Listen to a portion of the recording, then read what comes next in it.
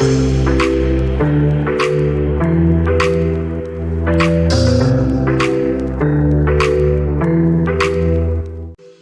to Real Estate Resource. Thanks for stopping by. Don't forget to like, subscribe, and hit that notification bell so you'll know when new videos are available. I really hope you enjoy this one. Okay, so welcome back. We've been gone for a couple weeks. Today, what I want to focus on is we're going to go in depth into the residential listing agreement. And one of the reasons why I wanted to focus on that is that this past couple of weeks, the majority of the questions and confusion has been about filling out the listing agreement and explaining the listing agreement to your potential seller, because I think there's still some misunderstanding and to be honest, a little resistance from the realtor population in the fact that there is no mechanism to commit a seller to paying a buyer broker's compensation amount prior to receiving an offer.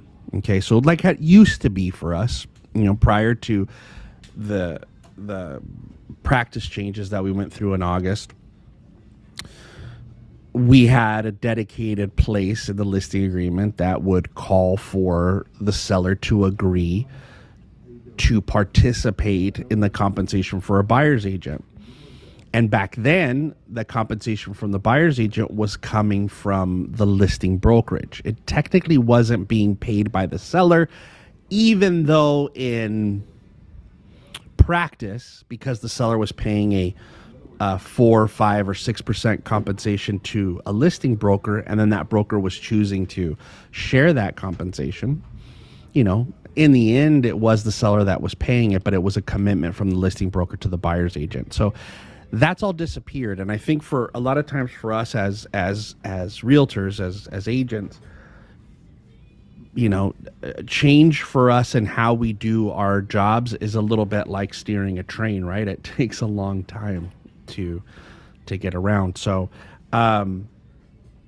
what I want to do is just really go through the listing agreement, allow you guys to ask your questions, try to clarify some things so that you feel more comfortable and confident when you're sitting down in front of a potential seller and you're doing your listing presentations, that you can explain what's in front of you and them and have them also feel comfortable and confident with the process of you selling their house. So before I share my screen, did anybody have any questions? No? All right, so then let's share.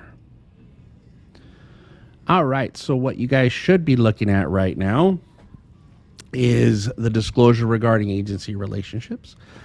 And excuse me, as I like to do whenever we start into a new form or contract that also includes the disclosure regarding agency relationships, I like to discuss it with you guys, just so, again, clarity on the form, because it is, a form that we just kind of take for granted that has to be signed and has to be included.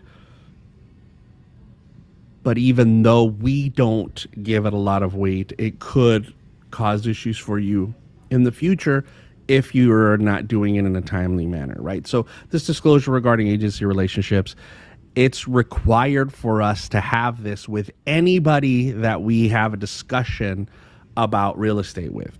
And I know we're not going to stretch it to, hey, I met this guy at a party and he asked me questions about selling his house. And I said, no, sorry, I can't answer those questions until you sign an AD form from CAR. Obviously, we're not going to do that. But prior to us showing any properties or sitting down and doing a buyer consultation or at the listing appointments, whether we take the listing or not, whether the buyer ultimately works with us after a buyer consultation, we're technically supposed to have one of these. So if I were you, I would start getting in the habit in my presentations of, this is the first thing that you guys sign, and explain why they're signing it. And then that way you keep the copy after the fact and you have it. just in case. I mean, because that's really the right way to do it. We should have that. If for some reason a potential client, even if you don't choose to work with them, and remember, this form is not a binding document. It just because they sign it doesn't mean they have to work with you or you have to work with them. But what it does is it proves that I explained to you how you can be represented by an agent. So if for some reason it turns out that a potential seller or a potential buyer thought maybe you did something with them that wasn't quite kosher, and they made a complaint, and there was no proof that there was a disclosure regarding agency relationships that was discussed and signed, that could be an issue for you without even having a transaction. And if we don't sign it in a timely manner and we do have a transaction, let's say, for example, we made a mistake and we didn't get it signed with a purchase agreement, and we went through the whole process and got the purchase agreement, we closed the transaction, and the buyer says, listen, I don't want to pay because I never signed this disclosure. That could happen too.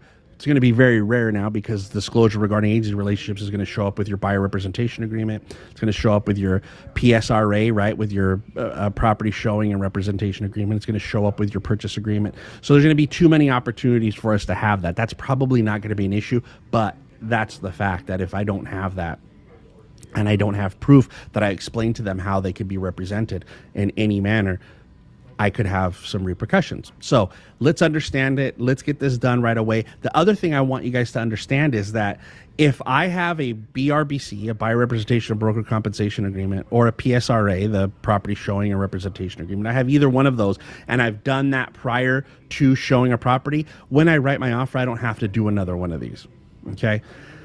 Once I take my listing, we all know that I get a listing signed by a seller. I'm going to have them sign this with listing, or at the listing presentation, I'm going to have it. That's it. I don't need to do one every time I write an offer. I don't need to do one every time I receive an offer. One for the life of my relationship with the buyer or seller is all we need.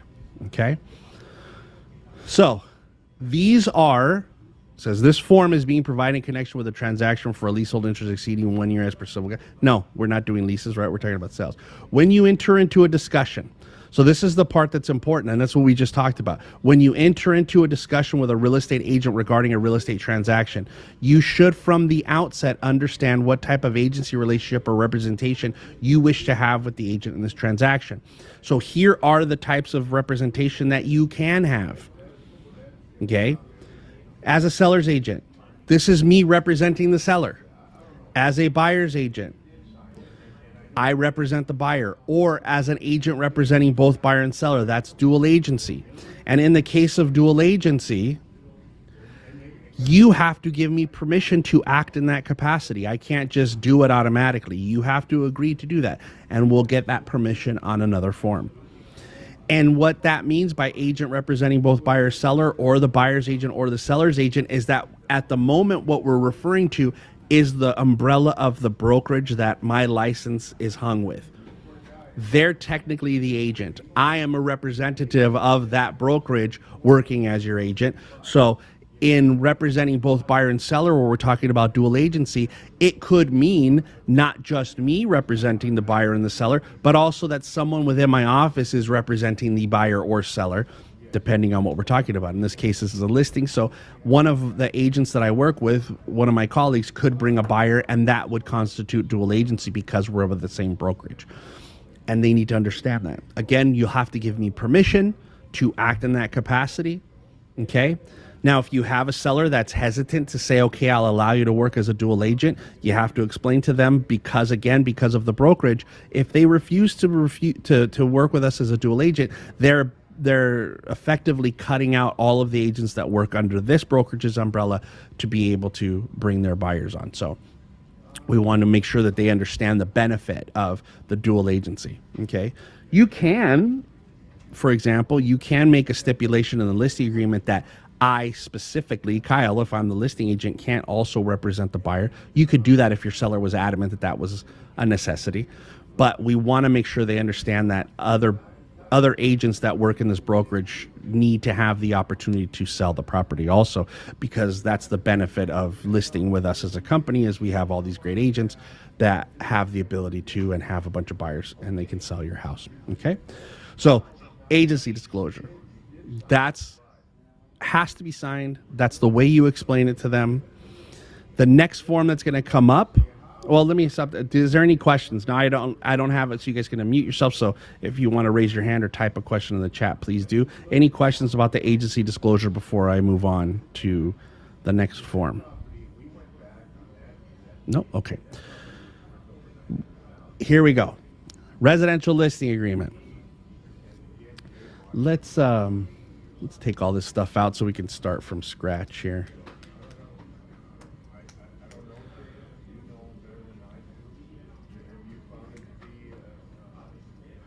Let's get out of here. I want to make this clean so we can start from scratch. Okay.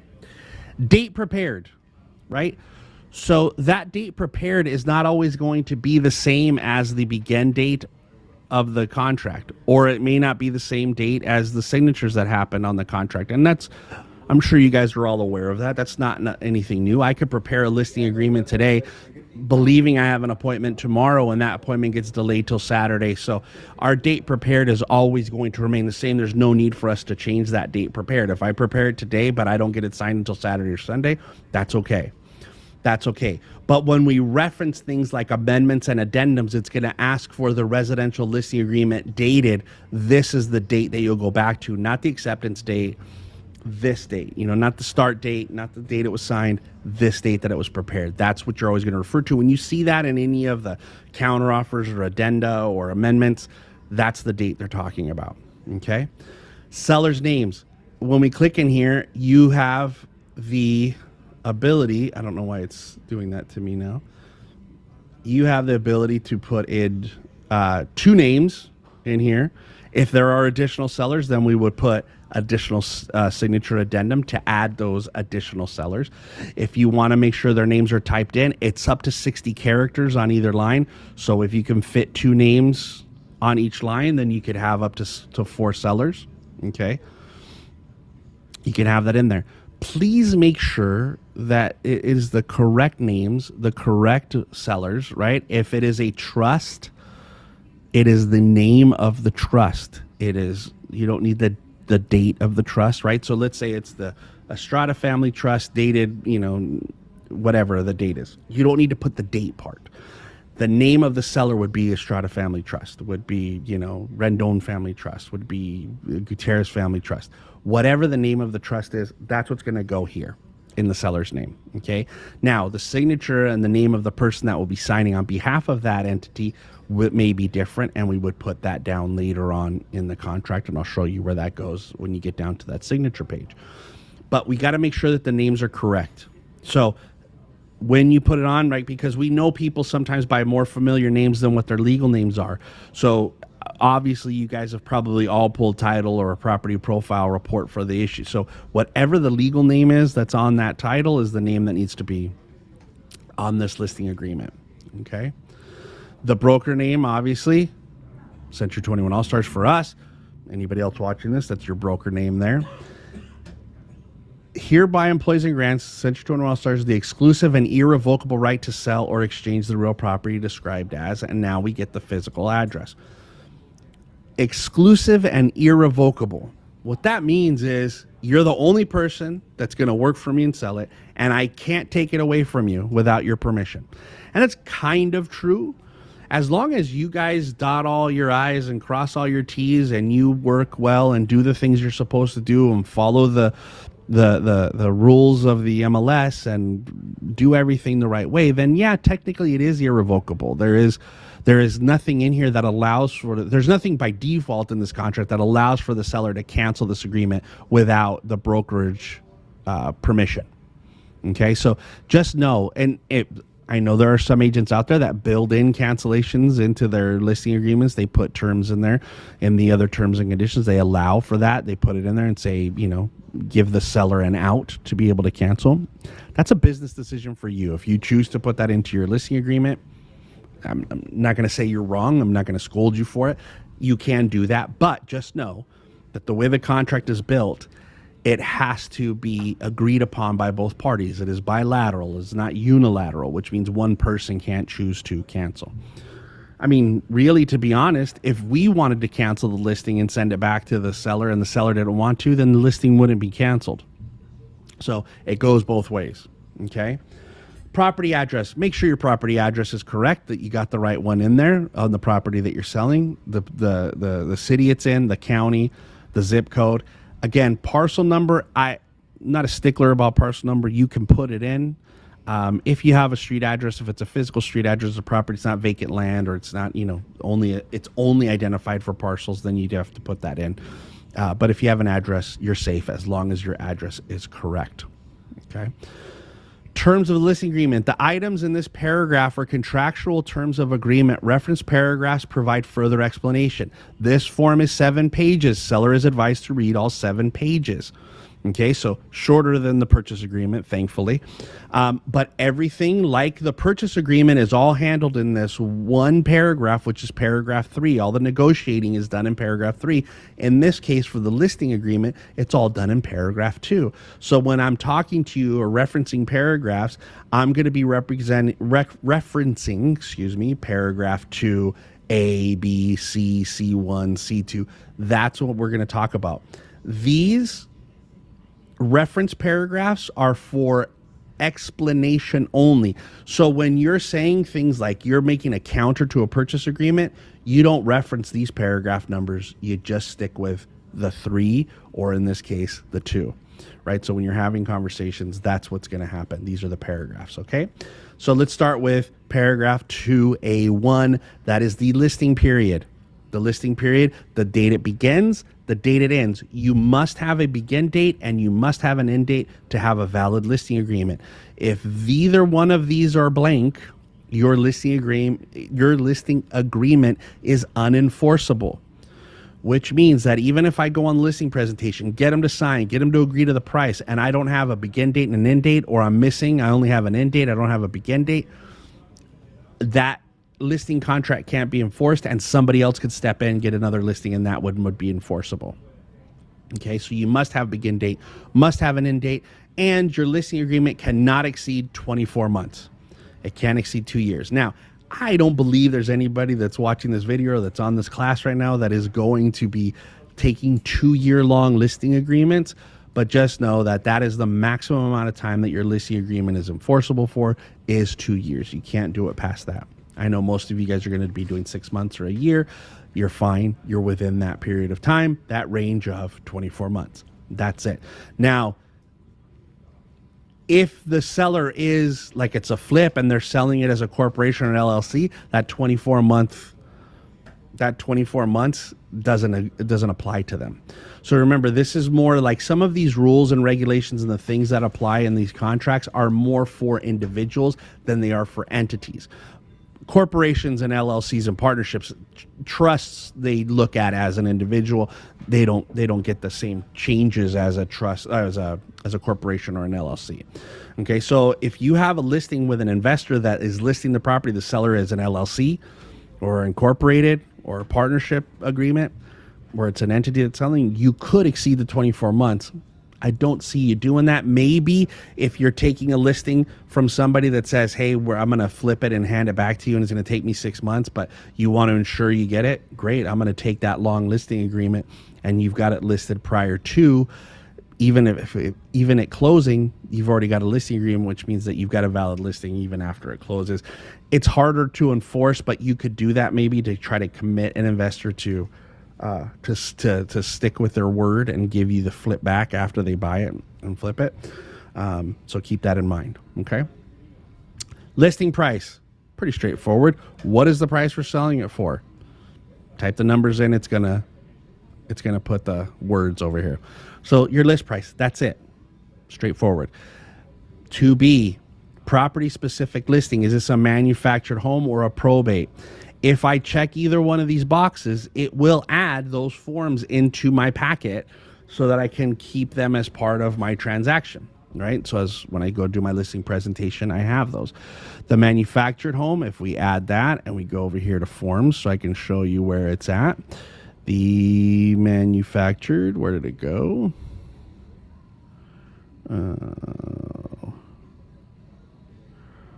Well... Oh, it's here. All right. The manufactured home. This is going to give you some specifics about the manufactured home, right? The The listing agreement dated, right? In this case, it's 10/3. It's today. The property address, the seller, and the broker. All the information is going to carry over from the listing agreement because I didn't fill it in, but you guys would have.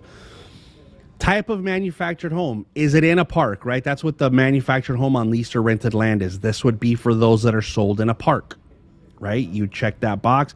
You would put the space number, the park name, the address, the zip code, the whole thing. If for some reason this was on a vacant lot somewhere that they had built and put a manufactured home, you're selling it with real property. This is what that information would be listed as, where it is, like the where it's at, and the purchase price of the home, all the stuff. This is going to have the serial numbers, all the information for the HCD, the license numbers, the decals. You have to get all that stuff and fill it in. You may not have that prior to the listing agreement, so you'd have to go and you'd fill that in by hand when you got there and got that information from the seller. Okay, so make sure you incorporate this. Also, the other one that could be included is the probate, conservatorship, or guardianship. So we put that in. This is, again, just information about what it is. This is a property, is by default is a probate sale. If it's a conservatorship, a guardianship, or receivership, then you would check those boxes. The listing period has to be shorter than 90 days on a probate. You can't do more than 3 months on a probate. If there is court confirmation required, may be required, you have to check which one of those things it is. Information about the listing will not be provided. So if you're not going to put it in the MLS, you would check that box. And then you'd have your seller, which is the person that's representing the estate or the conservatorship, to sign that. Okay. So those are the forms that could be added right there for, this is a special listing for those kind of properties, but we're going to get rid of those for now because we don't need them. And it looks like Jesus has a question. Go ahead, Jesus. Hi, Kyle. You mentioned on the probate, there is the check mark box where we don't have to put it in the MLS. Aren't we kind of forced to put in the MLS because we are part of the MLS, or can we skip that? No, I mean, you don't have to put any of your properties in the MLS as long as you have the proper paperwork. So in this case, if the seller's saying, I don't want to put it in the MLS, and you check that box, well, then you don't have to put it in the MLS. You still have to register it with the MLS, right? You still have to go through the process of registering it so that there is a record that you took the listing, but you are not required to make it active if that's what the seller's instruction is. Okay. And we're going to talk about it as we get a little bit farther into the contract to make sure that you guys are doing things properly. If you're going to register a listing, if it is not going to be active or coming soon within 2 days of you taking the listing, then there's some steps you have to take to do that correctly. Okay. And we're going to talk about that today, but no, you're not required. You're not required to put it in the MLS as long as you have that instruction from a seller to keep it out of the MLS. Okay. Excuse me. All right. Moving on. This is the sticky part here. This is the part where people are having the biggest issues and concern. And by people, I mean agents. 2C1, compensation to seller's broker, only seller side of the transaction. That means this is what you're getting paid just for representing the seller. Okay? Any of the compensation that we're going to reference in here is only for representing the seller, not for anybody else. Okay? So I want you guys to be really clear about that. So here, for example, I charge 3%. My seller is agreeing to pay me 3% to sell their house. They are not making any commitment to pay compensation to a buyer's broker. I can't increase my commission to say I'm going to share it with the buyer's broker. All compensation for a buyer's brokerage is negotiated in the offers, period. End of story. Nowhere else. You can't put it in a listing agreement. That is part of the core of that settlement, was there is no longer a commitment from a seller to pay compensation. Do they have the ability to if they choose to? Yes, based on negotiation. Yes, Jesus. I often charge 4% to my clients because I have to evict people, I have to clean up the house, I have to get the handyman, they're out of state. We're still good to put 4%, correct? You could charge them 47% if you can prove your value and they're willing to pay it. Thank you. The amount of compensation you get paid for the selling side, for listing their property and representing the seller in a transaction, is only limited by the value you can show your seller for paying you. Thank So you. if you get 4%, great. If you can only negotiate 2% with the seller and you're okay with that, great. If you can get 10% from the seller because they feel like this is an ultimate value and I want to pay you 10% to represent me, you have the right to do that. Again, you have to be able to show your value, whatever that is. 3, I'm just writing 3 in here because that's the norm that most people are charging for their listings, and that's it. Now, you could put something in a compensation schedule instead of a percentage of the sales price, or you could put a flat rate instead. You could say, "Hey, listen, you know what? We're going to sell this place for $700,000, and I'm just going to set my compensation to, 21,000. And if you get an offer for 725, I still get 21,000 because we're basing it on a flat rate." You could do that too, or you could have a compensation schedule that says, hey, if I'm able to sell it for a certain amount, or I'm able to sell it for in a certain period of time, you're willing to pay me a bonus on top of a commission. You could put that in there. Absolutely. There's nothing wrong with that. You could do that. So remember, though, that whatever it is, if it's a compensation schedule, if it's a flat rate, or if it's a percentage that you're charging of the sales price, that is only the compensation from the seller to you, period, end of story. It's not for anybody else. It's yours. Okay? All right.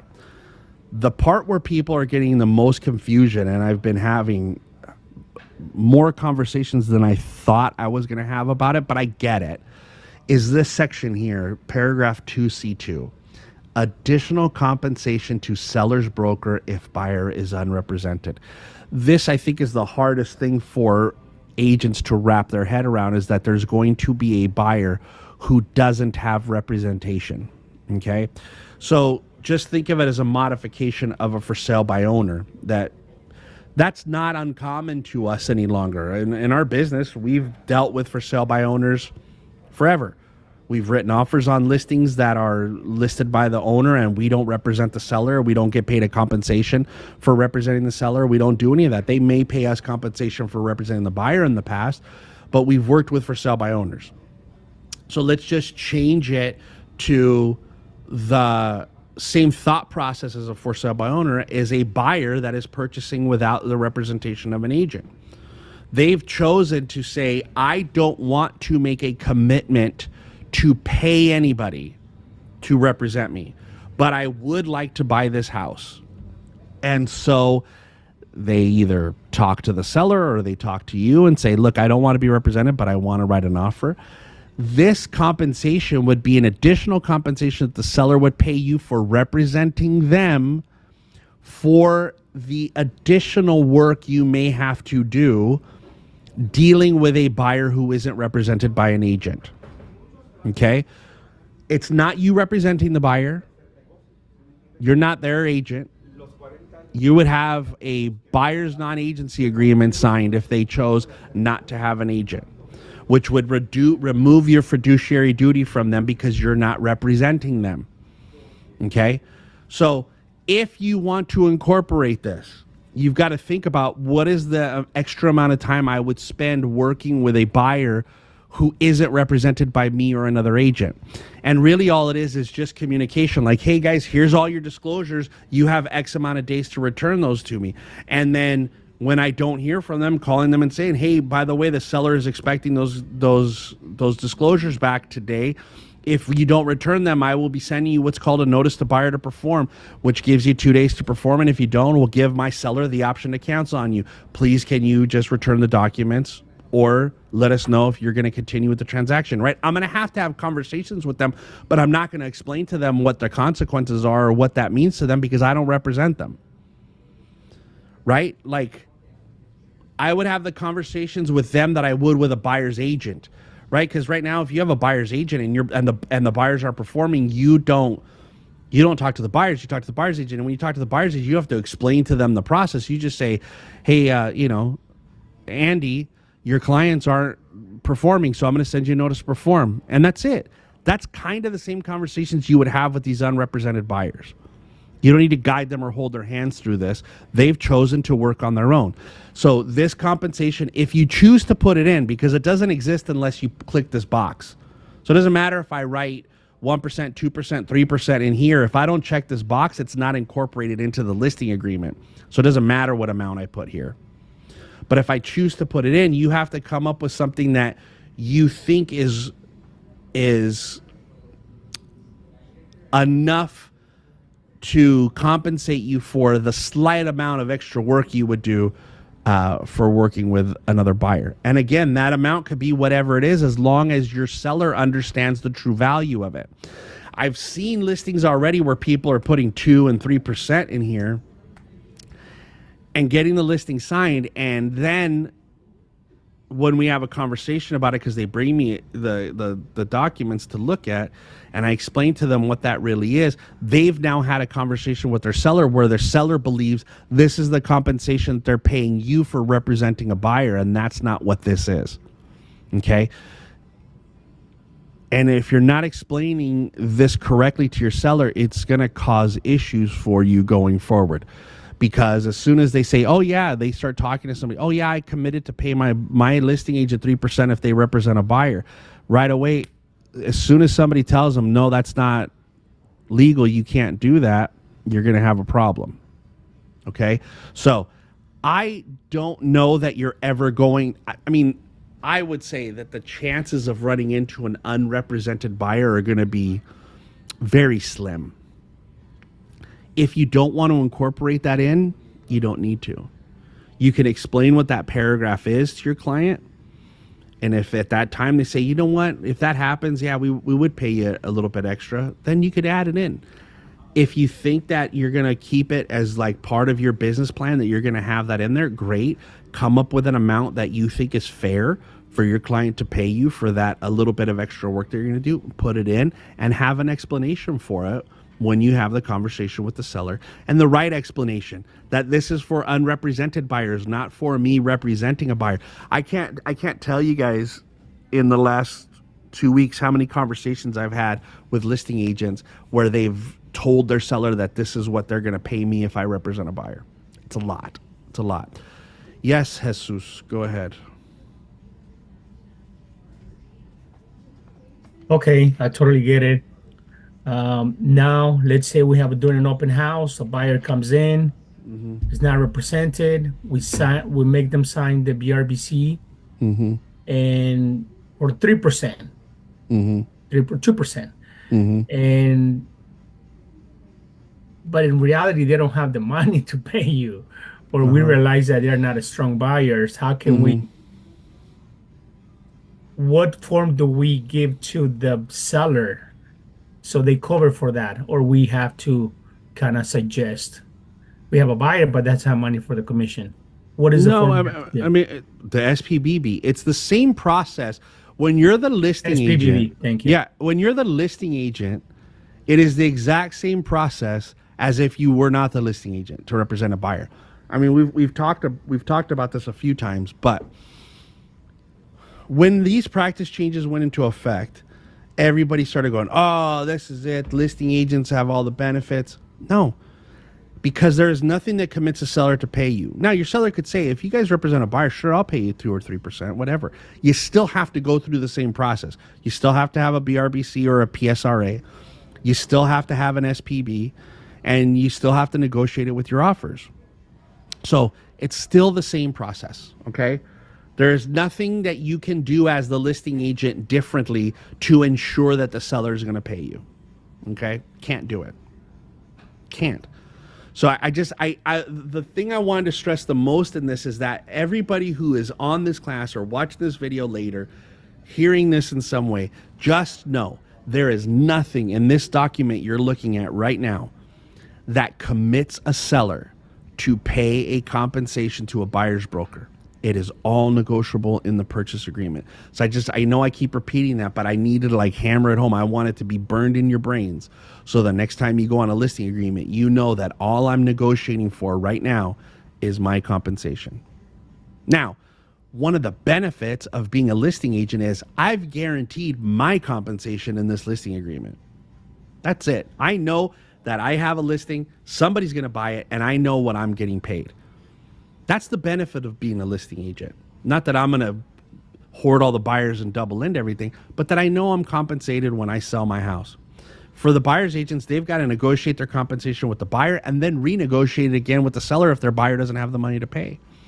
But the thing is, and I kind of felt this was going to happen, is that everybody was so freaked out, like my buyers aren't going to be able to pay. Buyers aren't going to pay. How a buyer's agent's going to get paid if sellers don't pay? That hysteria hasn't really been the truth, because I've had many agents who their buyers are paying their compensation. The majority of, I would say, the vast majority of listings and sellers are still open to negotiating those compensations. So it's not like the buyer's agent is going the way of the dodo. They are not going extinct. I think it was just the hysteria and the fear of the change. And now what's happening in this transition period is that we're still not understanding 100% the mechanics of putting those deals together, and we don't have the full confidence of explaining all of this to the clients. So there's still some hesitancy in how things are working. Yes, Celeste, go ahead. Hi, good morning. Good morning. I just wanted to ask, could you repeat like what would be the proper verbiage when we're explaining to the seller if we're gonna check off that mark, the little box, if the buyer doesn't have that they're choosing to be unrepresented and we check that for like a percentage, Yeah, whatever the percentage is. Like what would be the proper verbiage where we're saying, that we're not representing them? Where yeah, so what exactly am I getting paid for? yeah. And so what I would say is this, is that I'm not going to be representing this buyer. Now, I don't feel like there will be a ton of these unrepresented buyers in the market, but if one were to come in, I won't be representing them, but I will have to spend some extra time communicating with them and making sure that they understand where the timelines are and that they're performing. I won't be guiding them through that performance, but I'm going to have to stay on them, which means it's going to mean extra communication for me, where a buyer's agent, if there were a buyer's agent that were representing them and getting compensated, that buyer's agent would be the one who would be reminding them of time periods, moving things along, doing all that. I now have to take on that. So it just means it's going to take some extra time and energy on my part. And that's why I'm charging you a half a point or a point to just for that extra time to do that. I mean, Got that it. would really Perfect. be the baseline of Mm-hmm. explaining it. That was perfect. Thank you. You're welcome. So again, just understand, guys, that this is where we're gonna, like, this is it. Compensation is you and you alone. And again, this is not a requirement. You don't have to add it in. But if you're prepared for that in your presentation, you're like with the conversation that we just had with Celeste. If you're prepared and you want to include that in your an amount of compensation you may earn, then by all means do it. But just know that you have to have the ability to understand what that means. Not that if you get a buyer, you're going to get paid that. Yes, Jesus. Now, this is all new to us, and we're getting familiar with the new contract, as Right. everyone knows. And if we're not familiar with it, the seller is even less familiar with it, because I think all of us have put 2% thinking it was for the other buyer. Have Right. done it. Yeah. Now, let's say the sellers don't know, I'm sorry. And we say, okay, 2% in case someone is not represented, because you're saying 0.51%. What if Yeah. we say 2%, or like Jasmine say 3%, and then we get a buyer that is not represented, and then we give them the documents and say, you know what, screw it, it's too much. And then we give them the BRBC, because they Mm-hmm. decide to change their mind. We give them the BRBC, and we already know that the seller is willing to give 2%. Can Mm-hmm. we just get that? Can we just kind of put it together since we know 2%? Well, I mean, yes, you can, but it still has to be negotiated the same way. This is not a commitment. Like, here's the thing. They said they'll pay, like, if you can explain to a seller the conversation I just had with Celeste, if you have that same conversation that says, I'm going to do a little extra communicating with a buyer, but it's going to cost you 3%, and you can get a seller that's willing to pay you that, I mean, either they're dumb enough or you're a great salesperson. Thank you. I just think that the idea that you say to somebody, you're going to pay me an additional 3% if I have to communicate with an unrepresented buyer, it seems unrealistic. Well, okay, but 2%. I'm not going to work for a represented person for 0.5. To be honest. But you're not doing anything. Look, guys, I am doing it, guys. I'm in the middle. Wait. Stop for a second. This amount of greed is what got us into the position that we're in now. And I'm sorry that I say it's greed, but it's the amount of work you would do with an unrepresented buyer is not worth a total compensation of a commission. It's just not. And if you're going to try to sell that to people, you're going to have a hard time selling it, because I know what's going to happen. They're going to believe that they're paying you that because you're representing the buyer, and that's not the truth. Okay. That's not the truth. So let's be realistic. Let's be realistic. The amount of time that you're going to spend having conversations with a buyer who's not represented is not worth another commission. Now, if you want to represent those buyers and you negotiate a commission, even if you get your seller to agree to the 3% that's in 2C2, and you write an offer and ask for the 3%, and they go, no, I only want to pay you 1. Guess what? They can pay you that 1 if that's what they want to pay. Okay. So don't look at it as like, if I get them to pay 3 here for an unrepresented, then they're going to pay me 3 if I represent. Doesn't work that way. It does not work that way. And so, yeah, you can charge 2, 3, whatever you want. If you get a seller that thinks that you're worth an additional 3% because you're going to have a couple extra conversations, then by all means, please do it. I just don't think if you explain it correctly to them that they're going to be like, oh yeah, sure, I'll pay you 6% for talking to somebody who is doing their work themselves. I just think, let's be realistic, guys. Like, the idea is that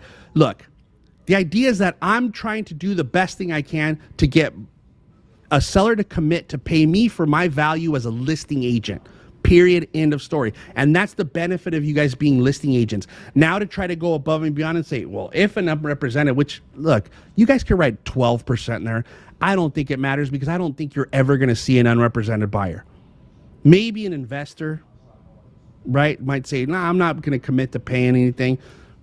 If the seller, I don't need an agent, I know what I'm doing. Yeah, maybe.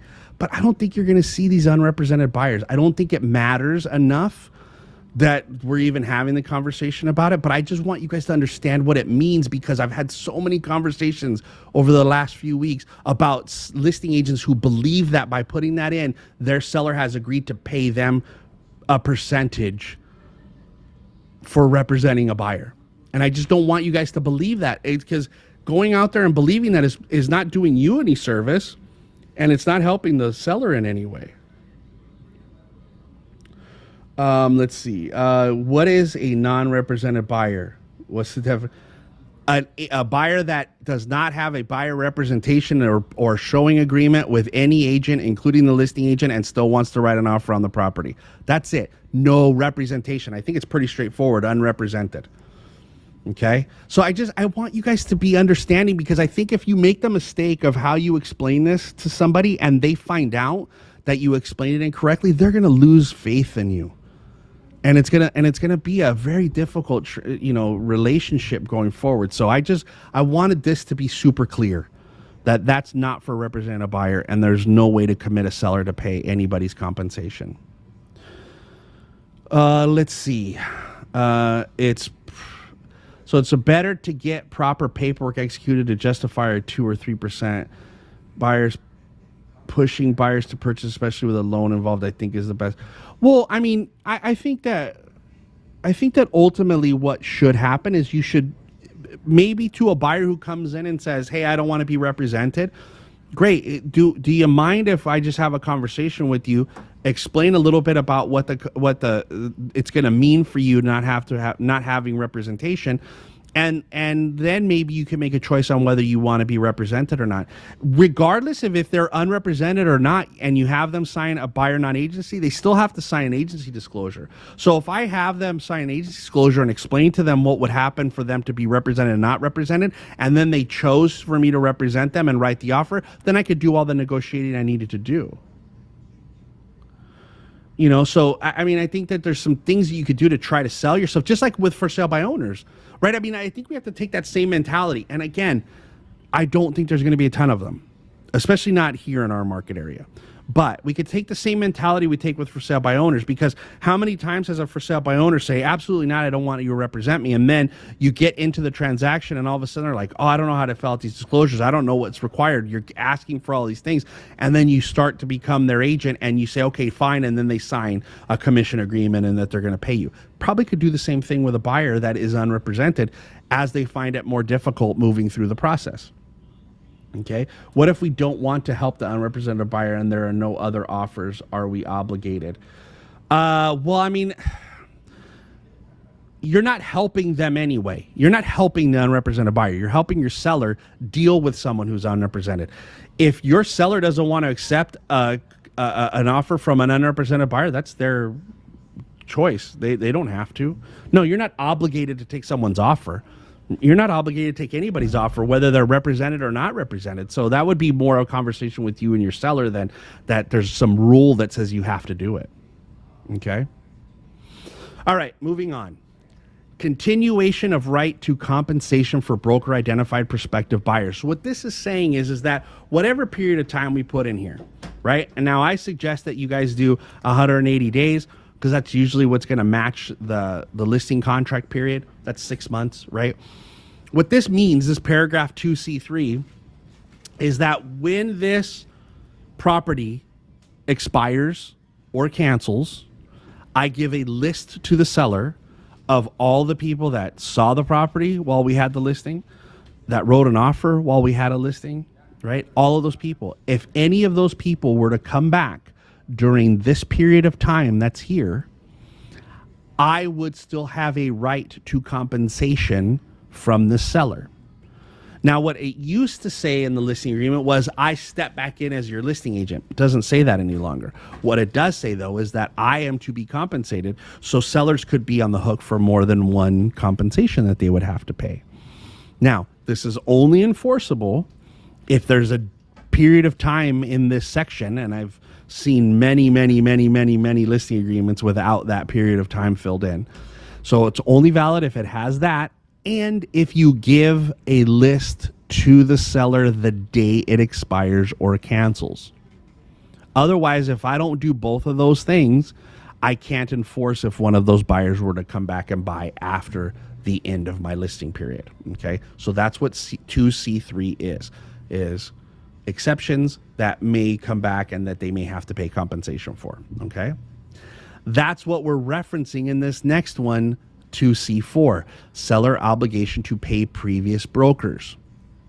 So if, for example, we were talking about this amount of time that I was talking about, like I was the listing agent, my listing expired, I gave them a list of the people who saw the property while I had the listing, and they were relisting with somebody else. Here, they would have to put in that the original broker was Century 21 All-Stars, right? And compensation to above brokers owed if property is transferred to, you could, if it was only two people, you could write the two people in here. If it's a longer list, then you'd have to put see attached list or see addendum. And then you put an addendum on with all the lists of the people, okay? But if I'm taking this listing and I go out and I'm sitting with the seller, right? Obviously, I don't have this filled out yet because I don't know the answer to this question. Or maybe I do because it was expired. I know who the previous broker was, so I can put that previous broker in there. And when I meet with the seller, I say to them, by the way, I know you were listed with ABC Real Estate. Did they give you a list of exceptions of people, if of someone who, if they were to purchase, you would be obligated to pay compensation to your previous broker? Did they give you a list like that? And if the seller says no, they didn't, then I'm going to write in right there with by hand, seller states no. right? So seller states there's no list. Seller states there's no list. If there weren't, and if they were, I got to put ABC Realty in here, right? Because that's who their previous broker was, right? So there is no agreement to pay compensation to this previous broker listed above. Okay, I have to ask that question. If I don't ask that question, right, and it causes issues for me, I could end up losing my listing. But if otherwise, I say, you told me there wasn't any, that becomes the sole responsibility of the seller. Even though it really is already, it becomes the sole responsibility of the seller. Okay. C4, it's like for an expired. For sure, it's for an expired. But if on any listing presentation, you should ask, is there a previous, were you ever listed before? No, we weren't. Okay. No, I'm going to put seller states no in here again. But if it wasn't expired and I know, I'm at least going to put the previous broker on there because I already know on expired. So yes, it's more for expireds than anything else. Okay, questions. So it's questions on anything on 2C before we move on, because we got a couple minutes. So I want to try to get through all this and then we'll finish next week. Any other questions? All right. So 2D, items included or excluded. Anything that is a fixture, anything that is affixed to the property, lights, wall coverings, trees, rose bushes that are planted directly into the ground, those are all items that are automatically included.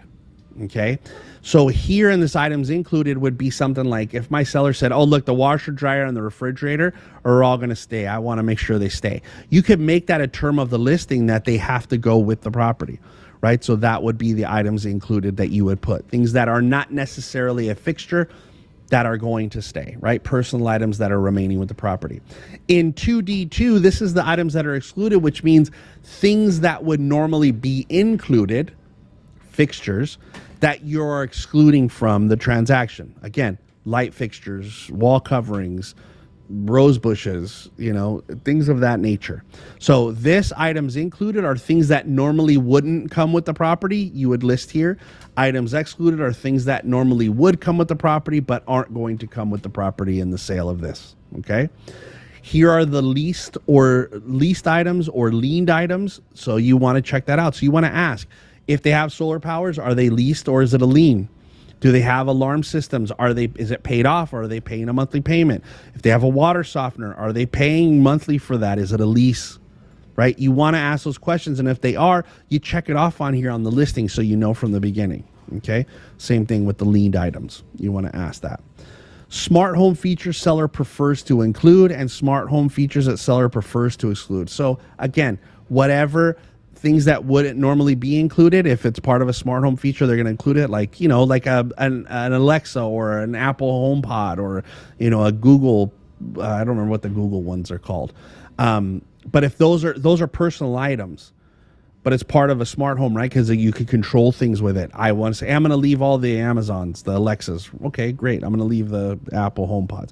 Smart home features that they want to exclude are things like, maybe a smart thermometer that's connected to the wall that should stay, but I want to take that thermostat with me because it's a smart home feature. Okay. Let's see. Oh, we got a question here. For expired listings, we put the previous company and state seller pays zero compensation. I would just put that seller owes no compensation. Okay. You don't put zero, just put owes no compensation. Okay. And then let's finish up here. 2E1, property will be marketed in the following MLS. Your primary MLS for everybody that's live on here right now is CRMLS, so please make sure that you put that on there. If you're going to list if you're going to put it in any other MLSs, which is possible, people have outside, they're not, that's our main MLS, but people are part of, the Victor Valley and the Bakersfield and all those things, right? So let's say I'm a part of the Bakersfield, and this is a Bakersfield listing. I'm going to put it in the Bakersfield MLS, and I'm also going to put it in the Sierra MLS because I want to get as much exposure as possible. I'm going to put them back on there. And now you have to include the form, the MLSA, which is, let's look at that real quick. I already have it in there, so it's here. It says it's in here already. Huh. Oh, it's probably at the end of this. That's why. The MLSA is going to be attached. Man, this thing jumped really ahead. The MLSA is going to be part of it. Now, what that does is it took out the paragraph from our old contract and made it separate form. It just explains how the MLS works now because of the new one. This one is, I'm not going to have any photographs. That's what this is for. Not because it's going to be limited. It's just saying I don't want any photographs. Except for as required by the MLS. So the requirement of the MLS is, one picture of the outside of the front of the property. So you have to have at least that. But if they're telling you that they don't want pictures, then you can't take any pictures of the inside of the house. Okay. All right. I think we will stop there. We will finish this next week for sure. The listing agreement will be done next week for sure. We will be able to get through it. Anybody have any other questions? One thing I want to mention, which I was hoping we would get to, but it looks like we'll probably talk about next week, just so that you guys if you're going to register your listing, if your listing is not going to be coming soon or active within 2 days, because that's the rules for CRMLS, if it's not going to be coming soon or active within 2 days of 2 business days, and business days are Monday through Saturday for the MLS. If my property is not going to be active or coming soon within 2 business days of the date of the start of the listing, and I'm going to register it, which is basically keeping it off the market, I have to include in this listing agreement the form SELM, which is the seller exclusion from multiple listing service. I have to have that now. There is not like it used to be in the old contract. There was paragraph 7D2, which allowed for the seller to exclude it from marketing right there. That doesn't exist anymore in this listing agreement. So if you guys are going to register a property, it's not going into the MLS immediately. You have to have an SELM. So I'm saying that right now for those of you that work here, you have to have an SELM. And what's going to happen is the listing coordinator that we have here, when they accept your listings, if you tell them to register a listing, they're going to require the SELM before they can register the listing. Because if we're not doing it the proper way and we have some kind of issue, and I'm going to tell you, we had an issue where we had a listing that was taken. It was put in as registered immediately. We've had the listing since March. Another agent went and took a listing and put it in the MLS as active, because when something's registered and they put it as active, it doesn't search the registered listings. They put it as active. And now there was a dispute on who had the valid listing, when the other listing agent then requested a copy of our listing so that they could say, well, if we're wrong, we're wrong. We didn't have an SELM. Nor did we have that paragraph of the old listing agreement checked off that said the seller doesn't want to market the property, which would put the agent into a violation and could have been as much as a $2,500 fine. So fighting over the listing and then getting a fine, it didn't seem worth it. So I think that agent is probably going to step away from that listing. But that's the thing, is if we don't do everything right, we can't defend you guys when there is a dispute like that. So please, every listing you're going to take, if your intent is not to put it into the MLS as active or coming soon immediately, you're going to register it first. You have to have that SELM signed by your seller. It's a requirement. Okay. Sarah put her hand up for a moment. I thought maybe she had a question. Where did Sarah go?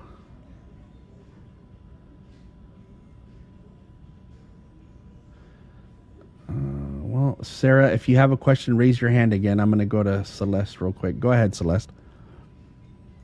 So I guess I kind of did that. So do I just go back right now and ask my seller to sign that SCLM? Yeah. How long have you had the property listed? 2 months. Yeah. You could, but then you'd have to have them sign a backdated SCLM for it to make sense. I mean, really what I'm saying to you guys is that in order to defend you if something like that happened, we need that. Right now, if your seller understands that, I mean, do you have an instruction from your seller to exclude it for those months? Like, is there? Yeah, so he's dealing with an eviction, and we got trial on the 23rd. Well, he has trial. for that eviction on the 23rd of this month, and he wanted to wait for that to kind of, pass over. Do this to try to protect yourself as best as possible. Is have him send you an email that even though that you guys didn't sign the exclusion, he requested that for you to leave it out of the marketing because he was dealing with the eviction. Just so you have Okay. that on an email. Okay. Let's Okay, do that. thank you. Sarah, go ahead. Hi, just really quick. I wonder if you know the list that we're going to introduce to our seller with potential buyers' names, should they come around, after the listing expires. Could Mhm. that list be a photocopy of the sign-in sheet from open houses that we've held? Um, yeah, yeah. Why not? It's a list of names of people who saw the property while you had it. Okay, thanks. Yeah. Okay, let me look and see if we have anything here in the. Yes, Danny, go Dodgers. Absolutely. Jasmine, more than one office can represent a property listing if you're involved with two sellers. You can. There's a form called additional broker acknowledgement. It's a co-listing at that point, and as long as you have those forms filled out properly, then you're good. Okay, looks like we got all the questions in the chat. Thank you guys. I appreciate you being here. I really do. I want you guys to be the example of the agents that understand how all this stuff works out there. I want that. I want people to be like, man, I'm impressed. They know what they're doing, and that's I'm hoping that we're all going to get there because you guys are fantastic agents. I just want you to be the most professional too. This will be on YouTube later if you guys need to go back or if you missed any of it. And then, like I said, all those other classes are there too, so you can always go back and review those and just keep that act sharp. So thank you guys all for being here. I really appreciate it. Have a great day and be safe.